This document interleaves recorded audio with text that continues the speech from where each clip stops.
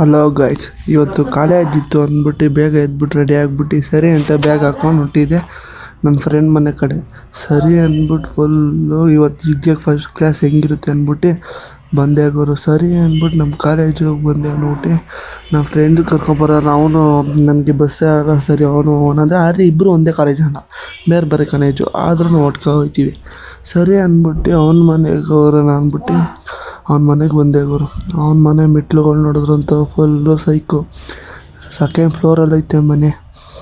ಸರಿ ಅಂದ್ಬಿಟ್ಟು ಆದರೂ ಪರವಾಗಿಲ್ಲ ಅಂದ್ಬಿಟ್ಟು ಬೇಗ ಮೇಲೆ ಹತ್ಬಿಟ್ಟು ಹೋಗೋಣ ಅಂದ್ಬಿಟ್ಟು ಹೋಗ್ತಿದ್ದೆ. ಅವ್ನು ನೋಡಿದ್ರೆ ಇನ್ನೂ ರೆಡಿನೇ ಆಗಿರಲಿಲ್ಲ ಗುರು. ಇವತ್ತು ಫಸ್ಟ್ ಡೇ ಬೇರೆ, ಹೆಂಗಿರುತ್ತೋ ಏನೋ ಕಾಲೇಜು ಅಂದ್ಬಿಟ್ಟು ನೋಡಿದ್ರೆ ಫುಲ್ಲು ಕಾಗಿತ್ತು. ಸರಿ ಕರ್ಕೊಂಡು ಹೋಗೋಣ ಅಂದ್ಬಿಟ್ಟು ಅವ್ನು ಬಂದರೆ ಸರಿ ಅಂತ ಅವನು ಇರು ಬರ್ತೀನಿ ಅಂದ. ಸರಿ ಅಂದ್ಬಿಟ್ಟು ನಿಂತು ಆದಮೇಲೆ ಸರಿ ಅಂದ್ಬಿಟ್ಟು ನಮ್ಮ ಮಗ ರೆಡಿ ಐತೆ ಅನ್ನೋ ರೆಡಿ ಆಗ ಕರ್ಕೊಂಬಂದೆ. ಇವನು ಕರ್ಕೊಂಡು ಸರಿ ಅಂದ್ಬಿಟ್ಟು ಕುರುಬಳ್ಳಿಲಿ ಬಸ್ ಹತ್ಬೇಕು ಅಂದ್ಬಿಟ್ಟು ಹೋದೆ. ಕುರುಬಳ್ಳಿಲಿ ಬಸ್ ಎಷ್ಟು ಗಂಟೆಗೆ ಇತ್ತು ಫಸ್ಟ್ ಟೈಮ್ ಎಂತೂ ಗೊತ್ತಿಲ್ಲ. ಆದರೂ ಏನು ಬಸ್ಸು ಒಂದು ಕಡೆ ಭಯ, ಒಂದು ಕಡೆ ಬಸ್ ಹೊಂಟೋದ್ರೆ ಏನು ಮಾಡೋದು ಅಂತ.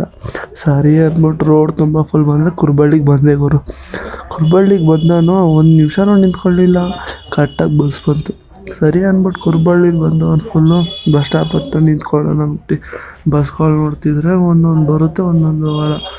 ನಂದು ಮೋದಿ ಆಸ್ಪತ್ರೆ ಹತ್ರ ಹೋಗ್ಬೇಕಿದ್ದಾರೆ. ಸರಿ ಅಂದ್ಬಿಟ್ಟು ಬಸ್ ಸಿಕ್ಕಾದ್ಮೇಲೆ ಬಂದಿದ್ದೆ ನಮ್ಮ ಕಾಲೇಜ್ಗೆ.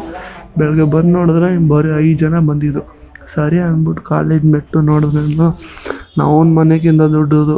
ನಾನು ಹತ್ತಿದ್ರೆ ನನಗೆ ಏಕಾಗುತ್ತಾಯ್ತು ಕೊಡು ನನ್ನ ವಾಯ್ಸು. ಸರಿ ಬಾಯ್ ಟಾಟಾ.